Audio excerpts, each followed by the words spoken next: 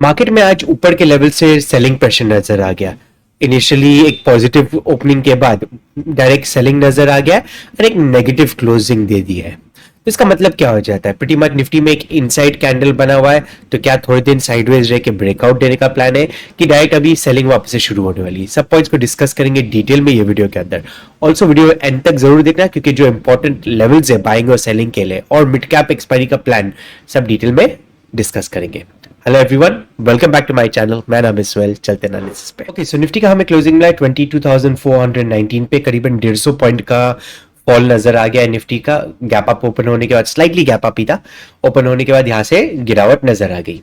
अब क्या देखने मिल रहा है? कल का जो रेंज बना था, पॉजिटिव रेंज बना था, बराबर उसका जो 50% एरिया है वहां पे जाके निफ्टी क्लोजिंग दे दिया है। ओके, अब मैं कई बार मैं प्रीवियस वीडियोस के अंदर भी कहा कि कोई भी ऐसा अपवर्ड मूव आ जाता है, 50% का रिट्रेसमेंट आया जब तक ठीक है, इसके नीचे जब ब्रेक करना शुरू कर देता है तो वापस से हमारा सेलिंग का पोजीशन बनना शुरू हो सकता है। लाइकवाइज कभी बाइंग की तरफ का कभी सेलिंग की तरफ का मार्केट है, 50% का रिट्रेसमेंट हो गया एंड वहां से रिजेक्शन ले लेता है तो कंटिन्यूएशन का पैटर्न बन सकता है। बट 50% तक ठीक है, तो ये केस में 50% का रिट्रेसमेंट हुआ है। अब देखना है ये फॉलो थ्रू मिल जाता है कि वापस से रिवर्सल लेके साइडवेज होके फिर ब्रेकआउट देता है। ओके, सो प्लान यही है कि अभी तक नेगेटिव एज सच है नहीं, बट कभी फॉलो थ्रू मिल गया तो यहां से नेगेटिव प्रेशर बन जाएगा। 15 मिनट के टाइम फ्रेम पे देखते हैं कि कौन से लेवल्स पे हमें बाइंग या सेलिंग के लिए देखना है।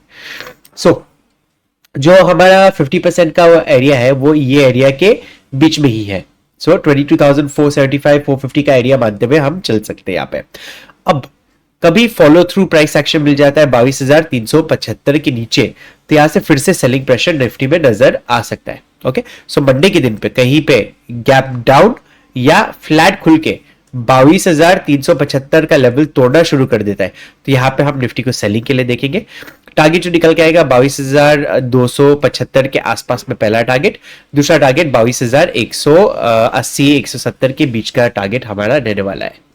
अब कभी एक गैप अप ओपन हुआ या गैप डाउन ओपन हुआ, देखिए कभी गैप अप ओपन हुआ तो मैं एक्सपेक्ट कर रहा हूं कि ये मार्केट ये रेंज आने वाले दिनों के अंदर पकड़ के बैठे, मतलब 22,450 और 22,600 कोई भी हमें बाइंग का ट्रेड मिलेगा 22,600 के ऊपर। सो कहीं पे गैप अप ओपन हो गया तो एक ही चीज कर सकते हैं आप, यहाँ पे नीचे के लेवल के आप पुट ऑप्शंस को बेच सकते हैं, सेल कर सकते हैं नीचे के पुट ऑप्शंस को, और एक्सपेक्टेशन रख सकते हैं कि मार्केट यहाँ पे स्लो एंड स्टेडी ऊपर की तरफ जाए। बट कोई भी मूवमेंट, मतलब मोमेंटम वाला मूवमेंट मिलने के लिए 22,600 के लिए हमें वेट करना पड़ेगा। अब कहीं पे गैप डाउन ओपन हुआ 22,375 के नीचे, थोड़ी इनिशियल वॉलिटिलिटी रह सकती है मार्केट के ऊपर, फिर उसके बाद कंटिन्यूएशन एक्सपेक्टेशन रख रहा हूं मैं। तो गैप डाउन खुला, हमेशा देखिए ऐसा रिकवरी नहीं आती है। सो एक केस में गैप डाउन खुला तो दिखा देगा कि सेलर्स यस स्ट्रॉन्ग है, और यहाँ पे इनिशियल वॉलिटिलिटी के बाद यहाँ पे कंटिन्यूएशन का प्लान करेंगे 22,275 22,180 के लेवल्स तक। बैंक निफ्टी को देख लेते हैं। बैंक निफ्टी का क्लोजिंग हमें मिला है 48,201 पे। अगेन बैंक निफ्टी भी वही एरिया पे जितना फॉल हुआ आज का, जो कल का राइज था उसका 50% के एरिया के आसपास में। अब बैंक निफ्टी में कहीं पे flat to gap up open हो गया और 48,300 का लेवल तोड़ना शुरू कर देता है, फिर से बाइंग का प्रेशर आ सकता है बैंक निफ्टी के अंदर कि सिर्फ ब्रेकआउट का रीटेस्ट माने जाएगा ये केस में। बट ये जो होगा ये स्लो एंड स्टेडी मूवमेंट होगा, तो ये केस में क्या कर सकते हैं आप, नीचे के पुट ऑप्शंस को बेच सकते हैं and slow and steady movement का आप फायदा उठा सकते हैं। कोई भी बड़े मूवमेंट के लिए वेट करना पड़ेगा। ये जो लेवल है 48,500 से लेके 48,580 का लेवल क्रॉस करने के लिए, उसके बाद ही कुछ अच्छा बड़ा मूवमेंट हमें मिल सकता है। अब flat to slightly gap down खुल गया मार्केट और 48,130 140 का लेवल तोड़ना शुरू कर देता है, यहाँ पे हम सेलिंग के लिए देख सकते हैं। टारगेट जो रहेगा सेलिंग पे 48,000 का राउंड लेवल का फर्स्ट टारगेट रहेगा। क्यों सेलिंग के लिए? क्योंकि जो 50% का जो एरिया है इसको ब्रेक कर चुका रहेगा एंड दिखा देगा कि सेलर्स वापस से एक्टिवेट हो चुके हैं। सो 48,140 के नीचे सेलिंग, 48,000 का राउंड लेवल फर्स्ट टारगेट रहेगा, 47,770 के आसपास का हमारा सेकेंड टारगेट रहने वाला है। अब कहीं पे गैप डाउन ओपन हो गया 48,137 के नीचे, तो वेट करना इनिशियल वॉलिटिलिटी के लिए, उसके बाद हम वापस से सेलिंग के लिए ही प्लान करने वाले हैं। मिड कैप निफ्टी को डिस्कस कर लेते हैं। मंडे के दिन एक्सपायरी है मिड कैप का, क्या प्लान ऑफ एक्शन होना चाहिए। देखिए मिड कैप एक्सपायरी निफ्टी जो है वो 11,000 के लेवल के आसपास में ट्रेड कर रहा है।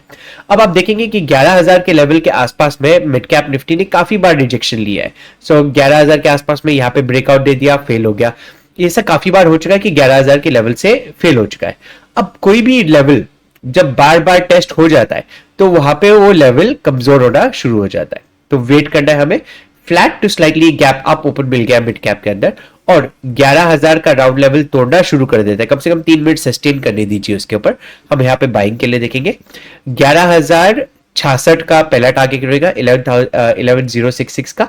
ये लेवल टूट गया तो 11,119 का लेवल हम एक्सपेक्ट कर सकते हैं। सो ये लेवल तक एक्सपेक्टेशन है हमारा। अब कहीं पे गैप अप या गैप डाउन ओपन हुआ तो कहीं पे गैप डाउन ओपन हुआ तो मैं इग्नोर करना पसंद करूंगा। फर्स्ट हाफ में ट्रेड नहीं करूंगा, वॉलिटिलिटी रह सकती है। उसके बाद वॉलिटिलिटी के बाद सेकंड हाफ में कभी ब्रेकआउट या ब्रेकडाउन दे दिया तो उसे ट्रेड करने का मौका देखेंगे।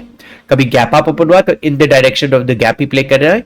वेट करना है रीटेस्ट के लिए। 11,000 के लेवल के आसपास में वापस से बाउंस हो जाता है तो यहाँ पे बाइंग के लिए देखेंगे। टारगेट वही रहेंगे 11,666 और 11,119। मार्केट के रिगार्डिंग आपके कोई भी क्वेश्चन है तो आप नीचे कमेंट बॉक्स में पूछ सकते हैं।